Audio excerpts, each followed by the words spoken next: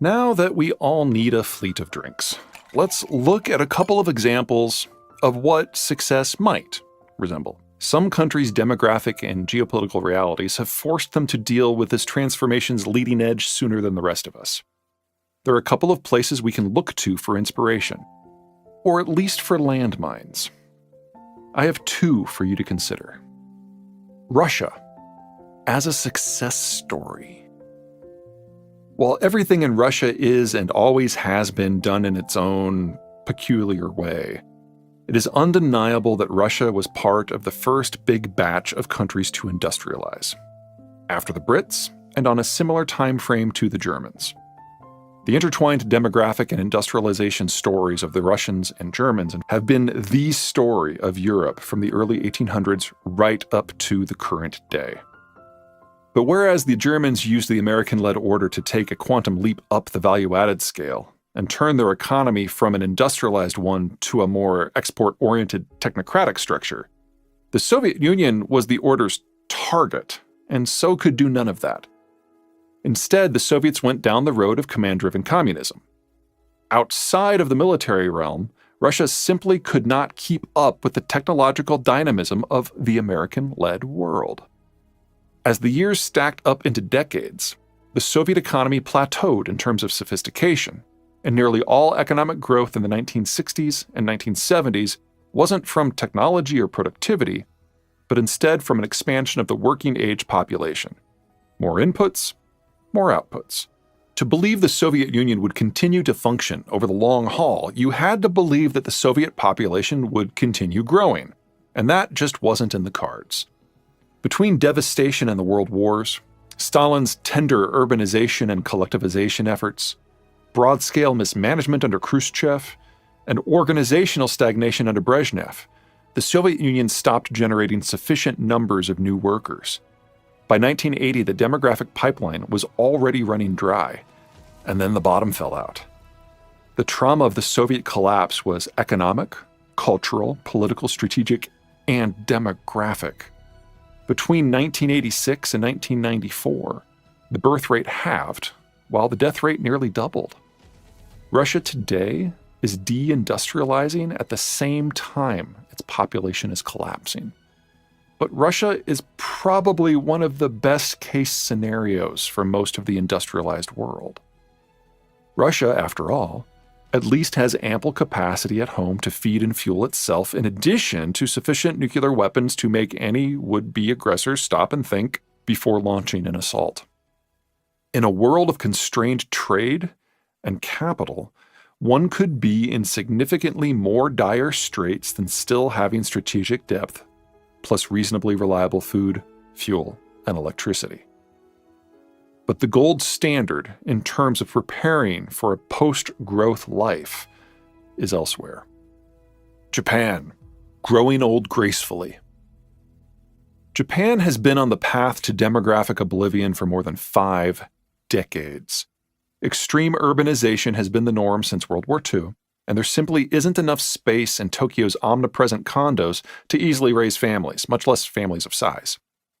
The aging process is so deeply entrenched that some 30,000 Japanese die in their apartments every year without anyone noticing, until there's a smell necessitating fumigation. Japan passed the point of no return in its demographic structure back in the 1990s. But rather than crawl into a hole and die, the Japanese government and corporate world have long since branched out in ways that reflect the country's underlying demographic weaknesses and strengths. Japanese firms realize their local demographics are wretched, but they also realize that building products en masse at home requires young workers that they no longer have, and that dumping said products on other markets is often considered as somewhat rude. So the Japanese have opted for something new: de-sourcing.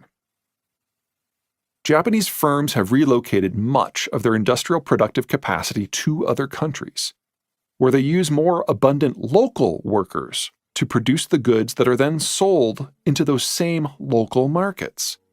Then some of the income from those sales flows back to Japan to sustain the ever-aging Japanese population. Design and technical and very high-end manufacturing work, the sort of work done by high-skilled, older workers, is kept in Japan. But almost the entirety of the rest of the manufacturing supply chain is located on the other side of national borders. The Japanese read the writing on the wall in the 1980s. They saw how their American security guarantor resented product dumping and started a multi-decade effort to instead manufacture goods within their target markets. In particular, this concept of build where you sell has become Toyota's new corporate mantra. This new industrial model has enabled Japan to age with a degree of grace. But there are a couple of glaring problems. Japan's economy is stalled. In inflation-adjusted terms, the Japanese economy was smaller in 2019 than it was in 1995. Part and parcel of not being able to build and sell with and to your own population is that you need to move some goalposts. Even outsized economic success in a post-growth world just doesn't have much growth. It is exceedingly unlikely that Japan's path is replicable. After all, the Japanese experience of 1980 to 2019 is in many ways unique. Japan's transformation to a post-growth system occurred under ironclad American security cover.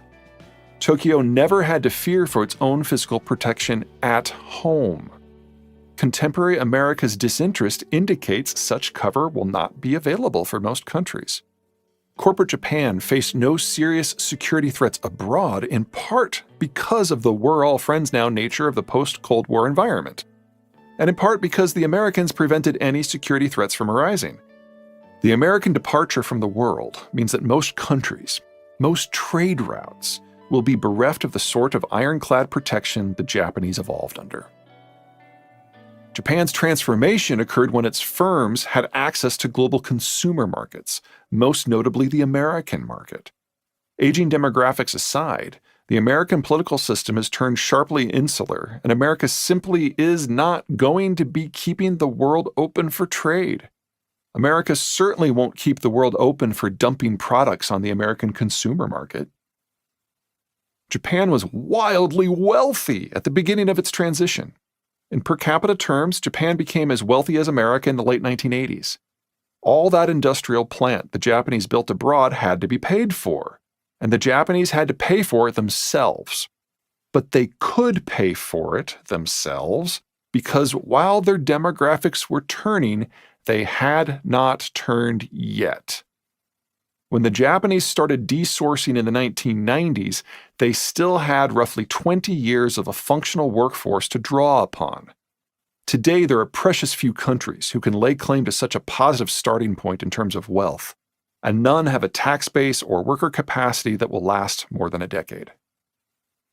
Japan's population is the world's most homogeneous, with more than 98% of the population being purely, ethnically Japanese. That unity enabled social and economic transformations that would have triggered mass upheaval in more diverse populations. Japan is eminently defensible. Japan is an archipelago that has never been successfully invaded. Even the Americans were so daunted by the task of conquering the home islands that they opted to nuke Hiroshima and Nagasaki to force surrender, rather than sending the Marines into the grinder. Japan's defensive needs in a world without American overwatch are manageable, and the Japanese Navy is right-sized to the task of home defense.